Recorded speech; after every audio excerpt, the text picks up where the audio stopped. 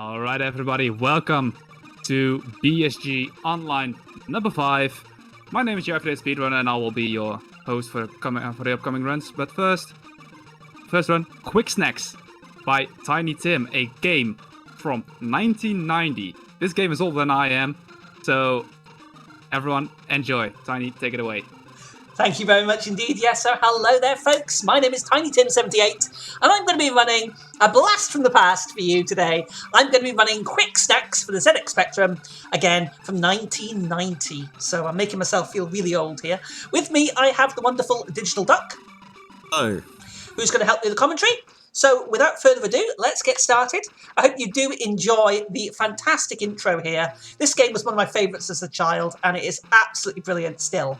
It's got the band, the Yoke Folk playing as a band. So we do have a bit of time before time starts, Tech, so I will key you up when time starts, but we're going to look at the intro before we start, okay? So we're going to run the intro to this game just now, so here it comes. So let's watch this wonderful intro. Oh, would help if I'm on the right window. Right, here we go. So the backstory of this game is the main characters are a band, and they have a bit of a falling out. And because they have a bit of a falling out, the evil wizard, as you do, the evil wizard Zax, decides to cast a rather nasty spell. And Doc, would you like to explain what the spell does? Yeah, so basically it takes the personality of each of the different members of the Yoke Folk and locks them away somewhere that matches their personality. Indeed. So, as we're about to see, all the 4 members of the band get put into different island prisons. So we start off with Denzel, who's too cool for school and too cool for, well, he gets left to chill out. Now, you can actually approach the levels in this game in any order. I will be doing them in the normal order. But it's random which order, you can choose which order you do them in. Dylan is, he's spacing out up in the clouds. Poor old Grand Dizzy has gone a bit cuckoo. So we'll be rescuing him. And then this last one never made any sense to me. I mean, he puts Daisy in the dungeon. I mean, you could have come up with something a bit more. Though that skeleton looks rather friendly. So, right, okay, we're just about ready to start. So I'll be counting down. Time starts when I select the first island. But I'm going to give it a couple of seconds to listen to the groovy music before we start. So here we go. The challenge begins. Are we ready? Listen to that groovy music. Right, so you can select any island. And we're going to start with ice. And we're going to get started now. So the speed run is about to start. So counting down. 3, 2, 1, go. And if you'd like to explain the basics of the game, will I do this first? Yes. So Kwik Snax is it's an arcade style game. This is the Dizzy series, but this is actually not a game this is a spin-off. It's based very heavily on Pengo, which is a game where you push blocks to defeat enemies and collect items. There's 2 different parts of the game. You have a normal mode where you can move freely, and then you have the bonus games here where you walk and then you keep walking until you hit a wall. And the bonus games have more of a puzzle element, but you've got a time limit and you can either pass them or fail them. Sometimes we'll pass them, sometimes we'll fail them, depends on which is faster to do. But the bulk of the game is in these normal levels where you have free movement. Now, you'll notice there, sorry Doc, that I have been, I was actually running into enemies there. Would you like to explain what happened with that? Yep, basically, kind of randomly, it's actually the same for every level, but there are power-ups that will drop down into the levels, and you collect them and different things will happen. Some of them let you destroy enemies, some of them will freeze them or slow them down. Some of them stop you from being able to wrap around the borders. So you can see Tim here is going up and down off the top and bottom of the screen. And they all have different effects like that. So the one Tim just picked up stops you from looping the screen like that. Oh dear. And it bit me a little bit there. There we go. Got it. Yeah, it also stops you pushing blocks off the edges of the screen as well, unfortunately. Now this is a bonus screen where you literally just fail it immediately, because the only thing these get you is points, and you get an extra life every 10,000 points. This is a game of its era when lives were a finite quantity. So we can run out of lives. We can die in this game. We can game over and lose the run. Hopefully that won't happen, but it's always a threat when you're running games like this.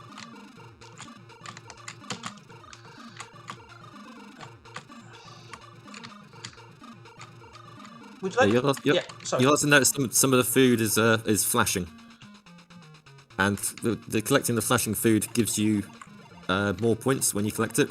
So there is sort of an order that you're supposed to collect them in, but also you don't have to collect them in that order. You can collect them in any order. You just get less points for it. Yeah, it's obviously a lot slower to do it in the correct order, so we generally don't do it. We're speedrunning here. We're not. Yeah. We're not hanging about. We're not hanging about. This is probably my favourite level in the game here, because if you get the movement right, this level can be very, very smooth indeed, because of the way the items are positioned. You can just literally zap round the entire thing and get it with minimal of fuss there. There we go. That's nice. Now, each world, as you can see, is themed differently. So we're currently in the ice world here. And as you can see, the sort of blocks and the sort of various enemies sometimes are themed to the particular world. The music also, that's something I'm going to talk about, because this game is fantastic music for its time. I mean, it's a 30-year-old plus game, and yet music is still good fun today. It's still very good. You have saved, Denzel. Denzel says, yo, Dizzy, lay some skin on me, boy. So we've saved our first person, and we're now into a second.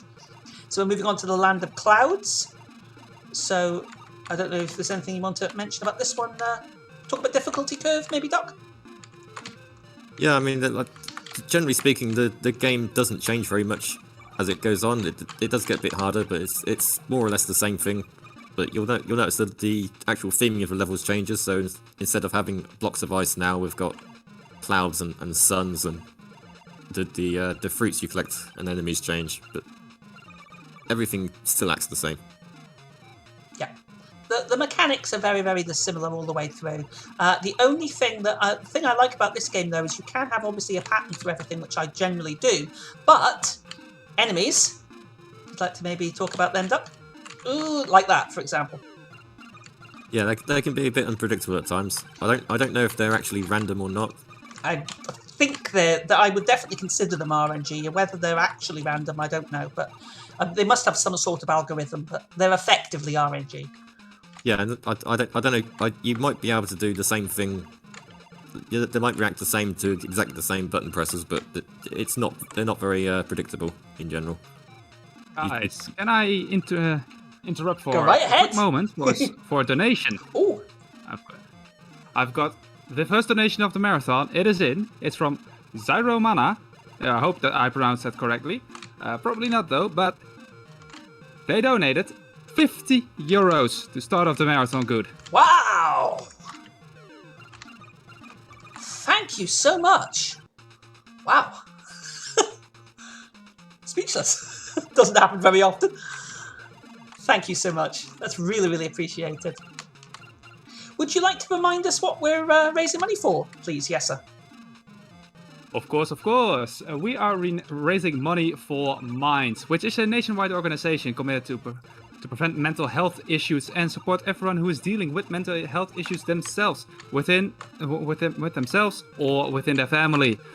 All of the donations are going to Minds, and yeah, that's always a good cause if you ask me. Mental health, especially in these trying times. Oh, I can't agree more. A fantastic cause, folks. Obviously, it is difficult times at the moment, but if you can spare anything, it would be really greatly appreciated. These events are so much fun, and I love doing them because it's raising money for a very important cause and having fun while we're doing it. So anything you can spare, but thank you again for that very generous donation. That's fantastic. Right, we're working our way through here now. We're about halfway through the game now at this point. This is still a cloud level. There are 5 levels in each world, so there's 20 in total. And there's also 5 bonus levels, so you always get a bonus level after the main level. And as we talked about earlier on, some of these bonus levels you have to complete because the only other way to finish them would be to run out of time, which is slow. But some of them you can fail quickly. And finding ways of failing them quickly is quite an important part of this game, because obviously you want to save as much time as possible. You have saved Dylan, Dylan says. Wow, Dizzy, peace, man. Dylan's my favourite, the Yoke Folk. Do you want to talk a little bit about the Yoke Folk quickly, Duck? Yeah, so the Yoke Folk started off in Fantasy World Dizzy, I think, which is Dizzy 3. And they've slowly been expanded over the few years that the series was actually active. The ones you see in this game are Dylan, Denzel, Grand Dizzy, and Daisy, along with Dizzy himself, of course. But we also got Dozy and Dora and Danny. You kind of sit out of this game. Yeah. This was pre-Dora and... pre-Dora? I think it was pre-Dora, certainly. I'm not sure. I don't think it was. I think this was after Magic Land. Right. I'm not sure. Either way, this was There was not enough room for them in the band. yeah. There's four people to save, so we don't have the full cast. But they all have their own personalities. They all have character traits and different dialogue in the different games. It's interesting, actually, that over the course of the series only lasted for about, 6 or 7 years, roughly. But they actually did quite a good job developing the characters. I mean, it was obviously very cartoony, but by the end of the series, by the time it was sort of disappearing, the characters were pretty well defined. It's also got a very, very big sort of fan base as well. There was a lot of fan games made about Dizzy games. And there was a new Dizzy game released last year, actually. And obviously not quite like this. It was more of a sort of standard platforming style. But yeah, it's a very interesting series, and it's still got quite a bit of sort of attention today. It's not up there with your Marios and Sonics, but certainly if you grew up in the UK in the 80s, you'll definitely have definitely seen it. Yeah. Just to interrupt here, I think I found that modern Dizzy game. Oh yes. Dizzy 2? Could that be it? Dizzy 2? Dizzy 2 came out in 1988, I think.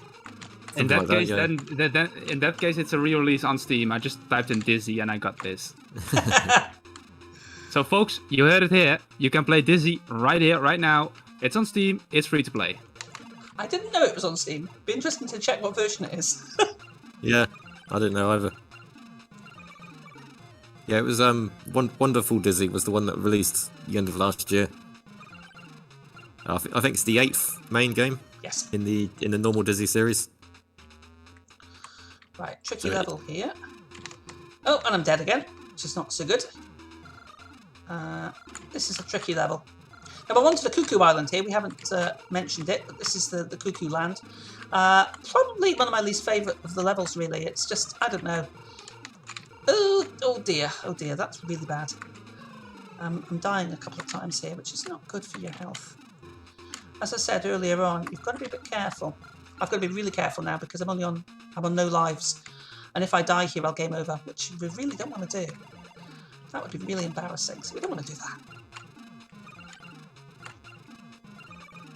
Dying definitely isn't good for your health. Nope, definitely not. Okay, I'm just going to concentrate on this next little bit here, Duck. We've saved Grand Dizzy. Thank you, young Dizzy. So on to the last level, which is the Zax's Dungeon, which is Daisy. And it is the hardest, definitely, I would agree. I would think. I don't know if you agree, Duck. It's definitely the hardest set of levels, I think. And I think certainly the later couple of levels, yeah. I think the first few are quite easy. Oh, bottoms. There we go.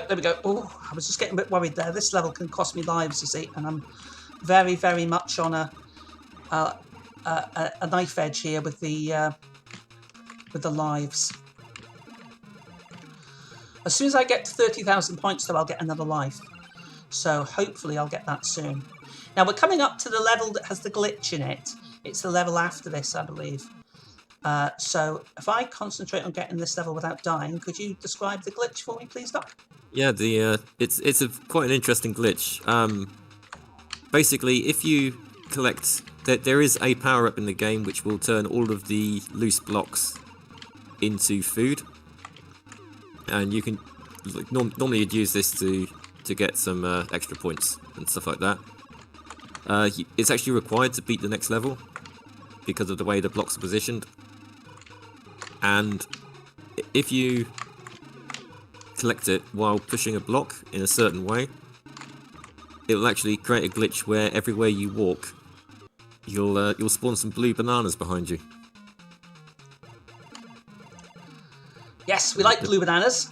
The blue bananas, apparently they're just as good as the ordinary bananas, and actually every one you collect will count towards your total collected for the level.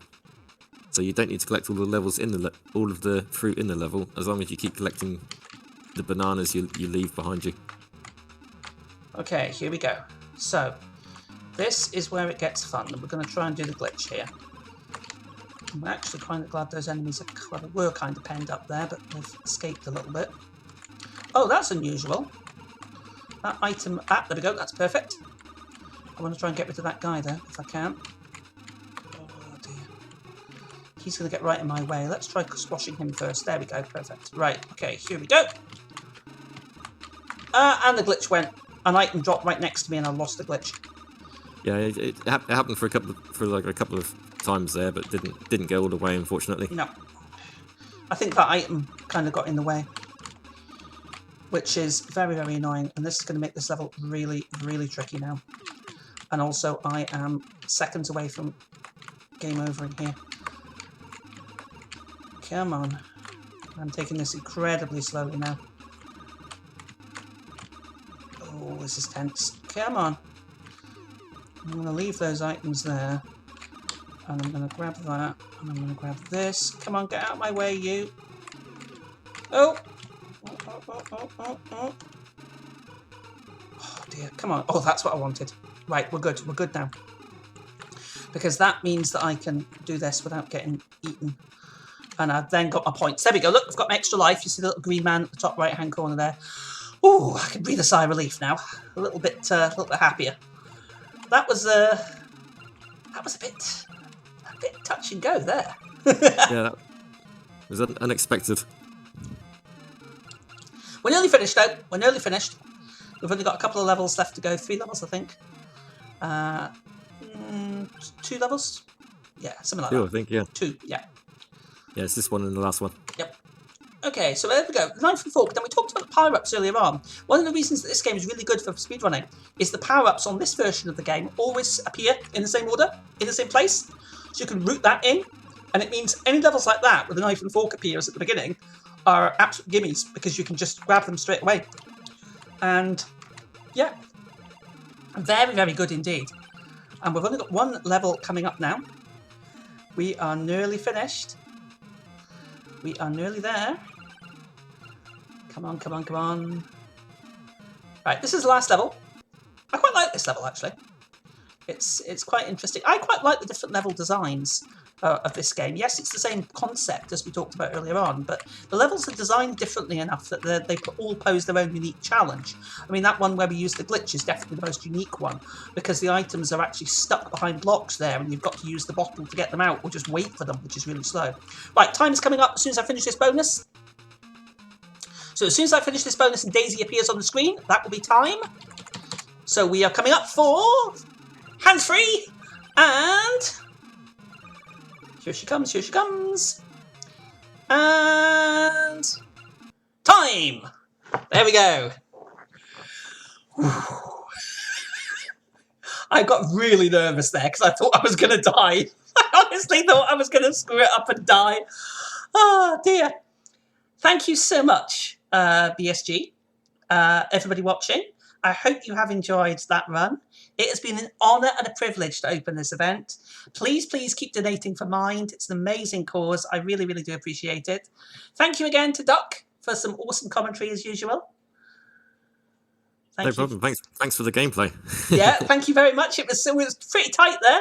And yeah, I think that's me. I'll go away now and let you enjoy the rest of the marathon. And I will be back. I'll be back tomorrow and Sunday. So look forward to seeing you again.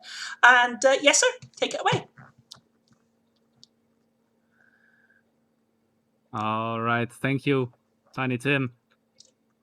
We're gonna go into a small intermission here and set up the next game, which will be New Super Mario Bros. Wii by, let me double check it to get it right, Jack GSR, New Super Mario Bros. Wii Canonless.